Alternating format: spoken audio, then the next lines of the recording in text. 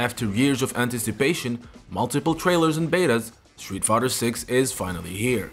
With Capcom promising a defining title for the fighting games genre, let us see if this latest chapter of the 30+ years old fighting game franchise has what it needs to deliver a perfect KO.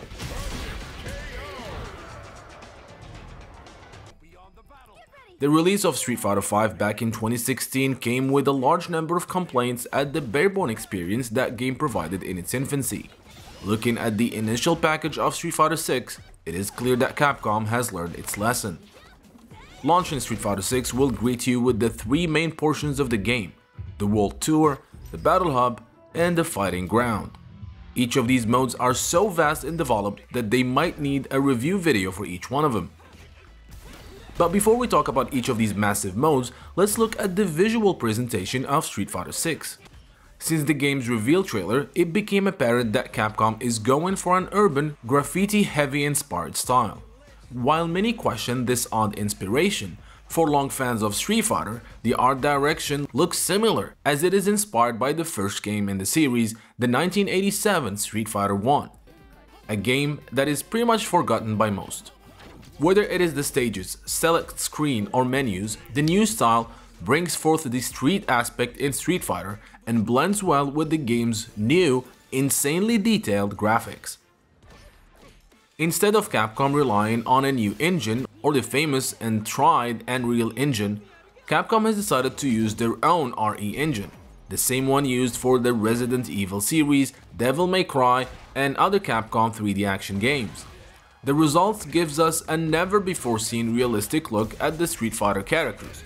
While initially I had my doubts, as Street Fighter for me has always been anime-inspired, I quickly did get used to the new visuals, as they indeed mesh well with the anime-inspired facial expressions and situations. But realistic physiques is not the only thing that the RE engine brings to the table.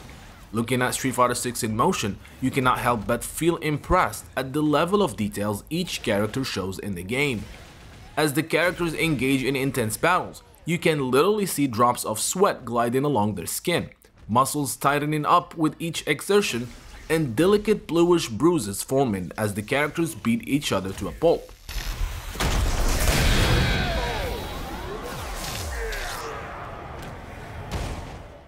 These upgraded graphics seamlessly blend with the explosive bursts of paint-like and vibrant graffiti effects, resulting in a truly unique and distinctive art style that defines Street Fighter VI.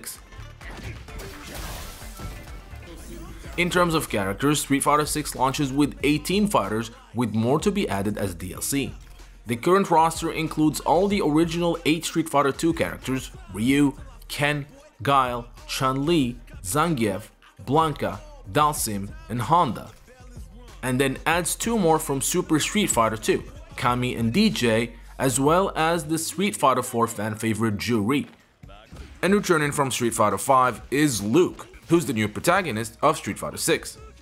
Joining these already established fighters are 6 new characters: Marissa, JP, Lily, Manon, Kimberly, and Jamie. Every character in the roster holds a unique allure, whether it's the timeless appeal of Ryu and Chun-Li, who retain their classic essence while receiving new looks, or the introduction of these very interesting new characters, like Marissa, who's an imposing Italian kickboxer, Jamie, who's a Jackie Chan-inspired drunken fistmaster, or Kimberly, a student of Guy from the Street Fighter Alpha series and one that has direct ties to the story. While 18 characters is a decent launch roster, I would have hoped to see more characters from the previous chapters of the saga, like the Street Fighter Alpha series or Street Fighter 3. But with tons of DLC characters to be added throughout the coming years, my wish should come true, especially that my main Akuma has been confirmed for the first DLC season. By graphics and roster aside, let us talk about the main course of a fighting game: the fighting mechanics. At the core of Street Fighter 6 lies the drive system, serving as the backbone of the game. Drawing inspiration from mechanics of previous Street Fighter games, this system revolves around a singular resource known as the drive gauge, granting players access to 5 distinct techniques, each possessing both offensive and defensive capabilities. These include the Drive Impact, which is inspired by Street Fighter 4's Focus Attack, the Drive Parry, which is similar to Street Fighter 3's parry system, the Drive Reversal or Drive Rush, or Overdrives, which are pretty much EX moves. All these mentioned mechanics require the drive gauge, which once is depleted, puts you in a very dangerous situation known as the burnout. During a burnout, you cannot use any of the mentioned techniques, and your character can receive chip damage when blocking attacks. It is still very early to call this new system a winner, but from the time I had playing the game at different events, betas, and extensively for the past few days, I can say that the Street Fighter 6 system gives players a number of options on how to deal with their opponents, and the drive meter management is key to controlling the balance. Going for a risky and rewarding attack might leave you in the burnout state with no drive, putting you at an extreme disadvantage. It will be interesting to see future competitions and how the world top players will improvise and work with managing the crucial drive gauge. Throws also seem quite powerful, making it easy to get into a throw loop, but it's still early to judge things right now, and also must keep in mind that any balance issues can nowadays be easily fixed with a patch post-launch. Thank you, Internet. Controls have long been a hurdle for newcomers in fighting games. While 90s fans and experienced players adapt easily, new players often feel overwhelmed by complex inputs, leading to lost interest. To address this without alienating the existing fanbase, Street Fighter 6 introduces new control modes. The beloved 6-button layout remains as the classic mode, but 2 more are added: Modern and Dynamic. Street Fighter 6 Modern mode streamlines basic moves utilizing fewer buttons and dedicating specific functions to them. Rather than separate buttons for light, medium, and heavy kicks and punches, these actions are consolidated onto the face buttons. However, the simplified control scheme limits players' control over the fighting specific attacks with each input. Character-specific special attacks are assigned to one button, with variations depending on the direction of the control hit. This simplifies the execution of flashy moves, removing the need for complex maneuvers or precise timing. Super moves can be performed by simultaneously pressing the heavy and special button. The third control scheme is the dynamic mode. Now, this control type is exclusive for offline play only, and it triggers exciting action just by the press of a single button. The AI selects specific actions based on the player's positioning, matching the situation. This feature is perfect for casual matches against friends and families or at parties, and helps new players familiarize themselves with the game's fundamentals. While it's still early to say whether Capcom has succeeded in bringing the gap between the long-time fighting veterans and newcomers to the series interested in trying fighting games, one cannot help to see the massive work Capcom has done in trying to solve a decades-old issue of making fighting games mainstream. Now let's talk about the different game modes of Street Fighter 6. Capcom's latest chapter offers, as I said, 3 main sections: World Tour, Battle Hub, and Fighting Ground, each bringing a unique experience to the player and genre-defining additions. While the Fighting Ground and the Battle Hub is for those who want the 1 vs 1 aspect of the game and want to improve themselves or take on the online world, the World Tour is a unique new addition not only to Street Fighter, but to the fighting game genre. The World Tour mode is Capcom's answer to NetherRealm Studios' Mortal Kombat story mode, but instead of having a cinematic experience, which I'm also a big fan of, Capcom decided to create an entire RPG world within the game. The idea sounds similar to the Conquest mode from the 2006 Mortal Kombat Deception, but the execution, content, size, polish, and everything else is on another level. World Tour mode starts by requiring the player to create a custom character or avatar. The created character will then be used both in World Tour as well as in the Battle Hub, which we will discuss later. But let's start with the creation process. The Street Fighter 6 avatar creation process offers tons of options and meticulous details that you can use to create your own unique character. You can fine-tune this 3D model to look just like you, down to moles and wrinkles, or you can go all out and create abominations that are the stuff of nightmares. Once your character is created, you embark on a journey to discover the story of Street Fighter 6, starting with the iconic Metro City from the Final Fight gaming series. Additionally, you'll have the opportunity to explore other captivating destinations like the new country of Neishal, which plays an important role in the story. As an aspiring fighter, your ultimate goal is to ascend to the status of a world warrior. Achieving this requires completing quests, engaging in battles with fellow martial artists, and competing in tournaments. You can literally fight anyone from the city's population, from accountants, bus drivers, cops, to even evil refrigerators and drones. The story of the World Tour mode revolves around your created character as he tries to help a fellow student, Bosch, who seems to have been involved in some massive international shenanigans. Going through the events of the story, your character will meet various Street Fighters, get involved in gang conflicts, and every now and then embarks on some amusing side quests as well as play some fun and addictive mini-games.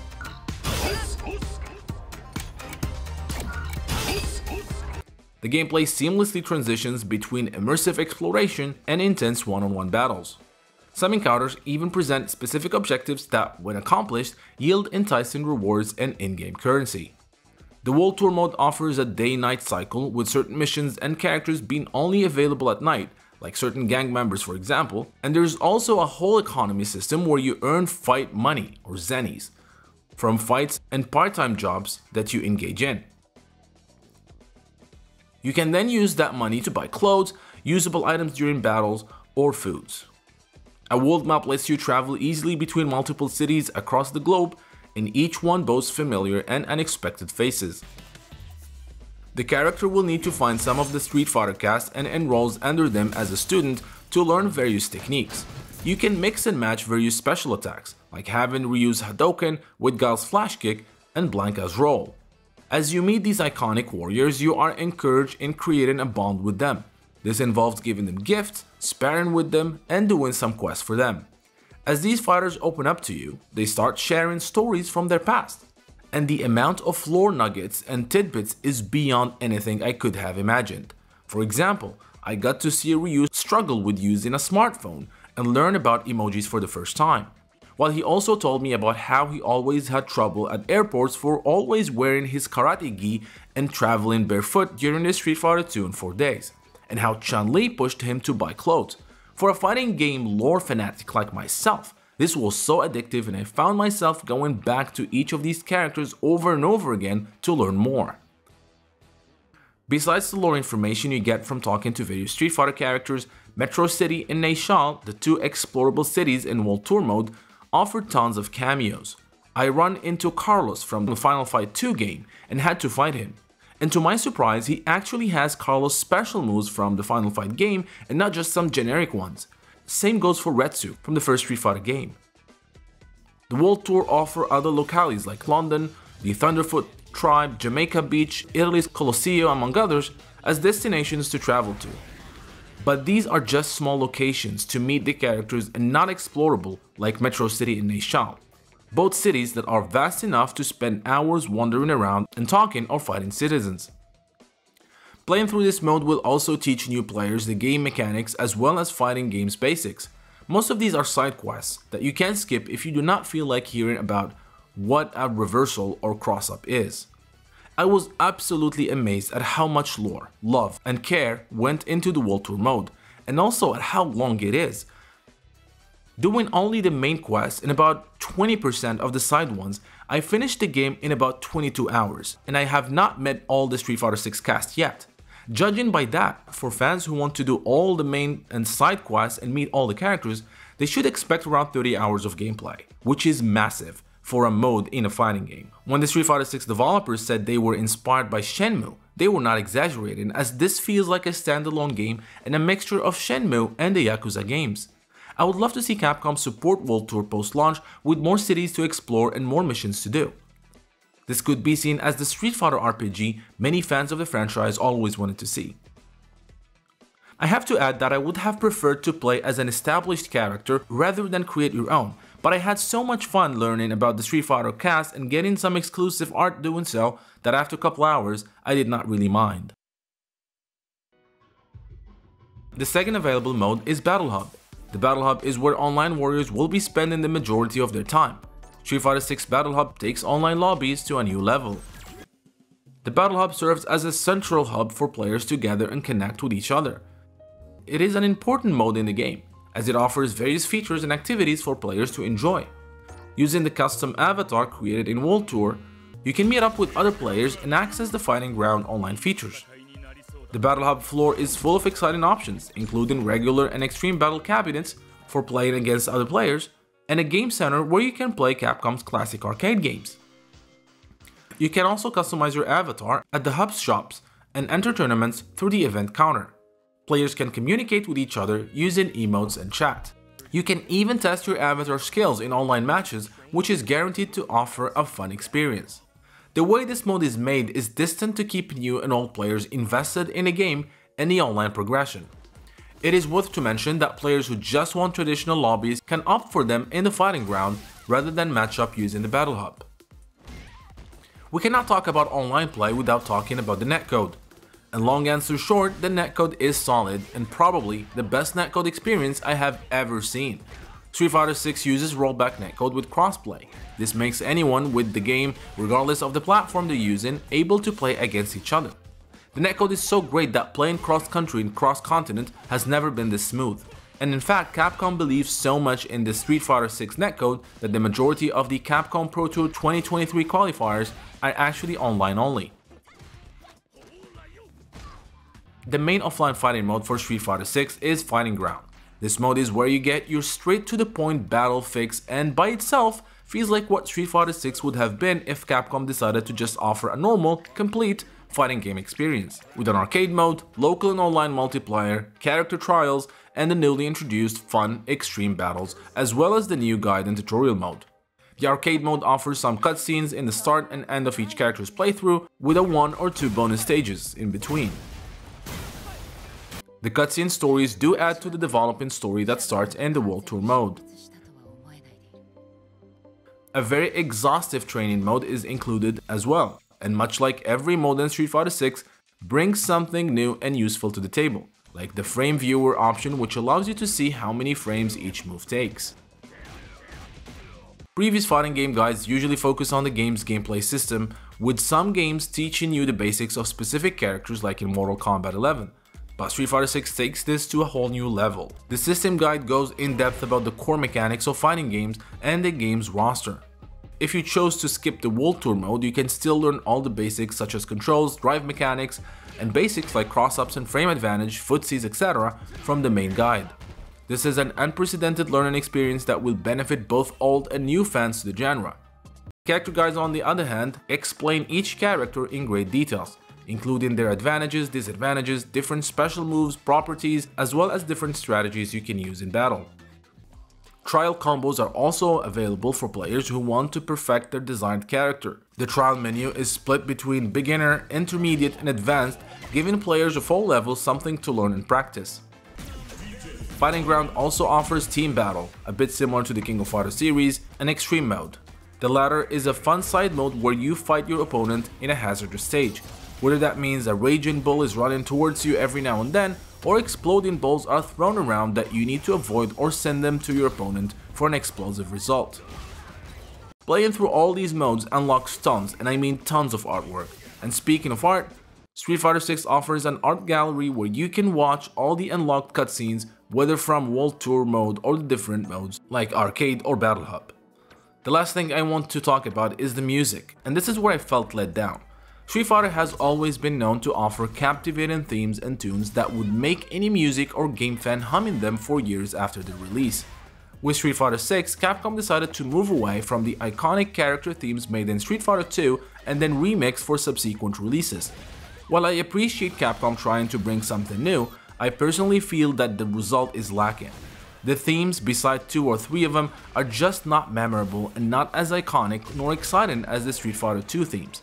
It does not mean that Capcom had to stick with the old 30+ years old Guile theme again, although I wouldn't say no, but the new music is just not good.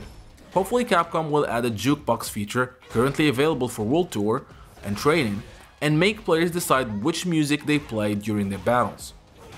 With tons of content, great characters, solid mechanics, and an amazing netcode, Street Fighter 6 not only is an amazing fighting game that builds on everything that came before, but it is without a doubt a genre-defining title that all developers should get inspired from to make their next fighting game. Street Fighter 6 releases on PlayStation 5, PlayStation 4, Xbox Series X and S, and PC on June 2nd. I hope you guys enjoyed this video. Don't forget to like and subscribe.